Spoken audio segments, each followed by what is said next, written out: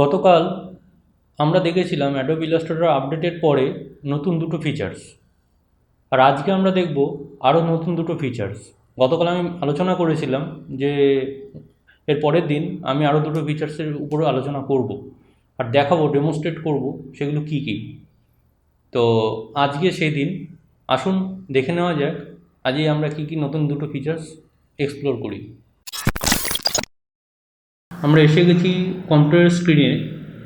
তো next features হচ্ছে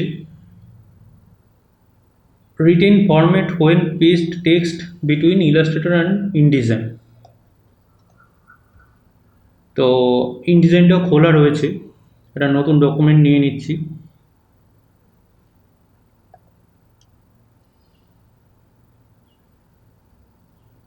ওকে, text W, একটা টেক্সট বক্স নিচ্ছি। টেক্সট বক্সে লিখছি hello world, hello world. Text change করছি, প্রপার্টিজ চেঞ্জ করছি।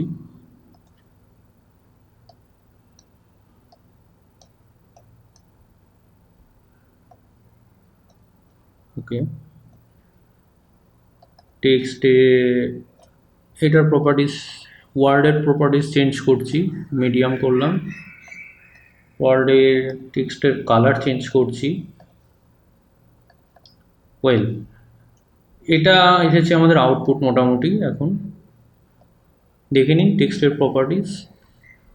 তো কন্ট্রোল সি, এখানে এসে কন্ট্রোল ভি, দেখুন একই টেক্সটের প্রপার্টিজ আমাদের এখানে এসেছে। তো এইখানে আমি টেক্সট চেঞ্জ করতে পারি এবং আবার ওখানে কপি পেস্ট করতে পারি।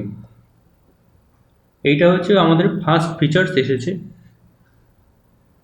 From InDesign to Illustrator. এটা হচ্ছে আমাদের ফার্স্ট ফিচার্স। নেক্সট কি এসেছে? Automate complex workflow with quick actions. Okay, তো কুইক অ্যাকশনস অনেকটা গ্রাফিক স্টাইলের মতন। আমরা সার্চে যাব, সার্চে গেলে আমরা এখানে কুইক অ্যাকশনস পাবো। কুইক অ্যাকশনসে দেখবেন আপনারা বিভিন্ন নতুন নতুন স্টাইল এসেছে, যেগুলো টেক্সটের উপর আমরা অ্যাপ্লাই করতে পারি। এছাড়া এগুলো হচ্ছে শেপের উপর এসেছে। ধরুন নিয়ন গ্লো টেক্সট আমাদের সিলেক্টেডই আছে। নিয়ন গ্লো এফেক্টটা আমরা দিচ্ছি, অ্যাপ্লাই। দেখুন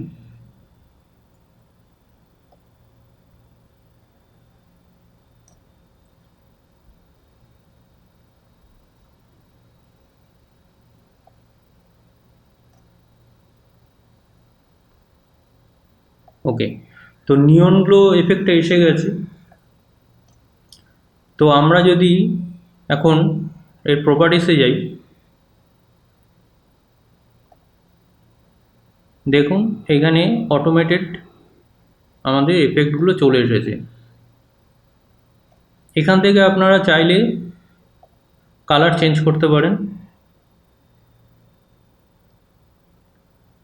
ওকে, চাইলে কালার চেঞ্জ করতে পারেন, স্ট্রোকের কালার চেঞ্জ করতে পারেন, স্ট্রোকের গসিয়ান ব্লারের কালার চেঞ্জ করতে পারেন। এরপর আমরা দেখব রেট্রো টেক্সট। অ্যাপ্লাই করুন, রেট্রো টেক্সট এসে গেছে। এইভাবে আমরা টেক্সটের কালারগুলো বা টেক্সটের প্রপার্টিসগুলো বলা ভালো, আমরা চেঞ্জ করতে পারি। গ্রাফিক স্টাইল যেমন আছে, গ্রাফিক স্টাইল সেম। আগে আমরা যেমন গ্রাফিক প্যানেল দেখতাম, সেই গ্রাফিক স্টাইলের মতনই এটাও সেই সেম জিনিস। জানি না ইলাস্ট্রেটর পরে এর ফুল ভার্সন কিছু আপডেট দেবে কিনা এবং ইউজফুল কিছু আপডেট দেবে কিনা আমার জানা নেই। আশা করছি দেবে, কারণ আমরা এটা গ্রাফিক স্টাইল দিয়েও করতে পারি।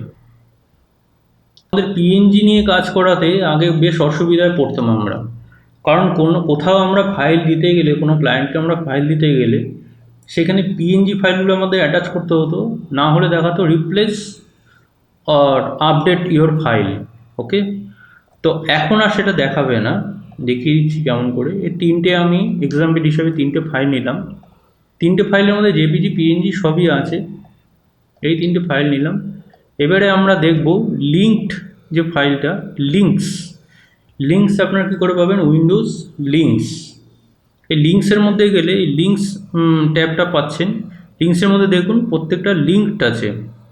তো আমি যদি এই সবগুলোকে সিলেক্ট করে এখানে গেলাম, এখানে গেলে এমবেড ইমেজেস করলাম, দেখুন আর কোনো লিঙ্ক কিন্তু নেই। এই ইমেজগুলো আর সোর্স ফাইল চাইবে না।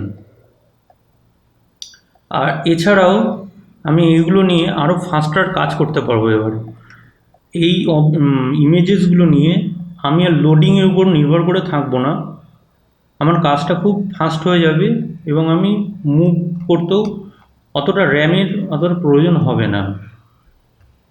তো এইটা খুব ভালো ইমপ্রুভমেন্ট হয়েছে ইলাস্ট্রেটরের দিক থেকে আমার মনে হয়। তো আজকে এই দুটো নিয়ে আমরা আলোচনা করলাম।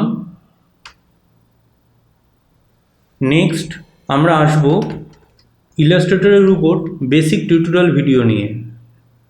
আমাদের সাথে থাকবেন, চ্যানেলটাতে সাবস্ক্রাইব করুন আর বেল বটনে এটা ক্লিক করে রাখবেন লেটেস্ট আপডেট পেতে।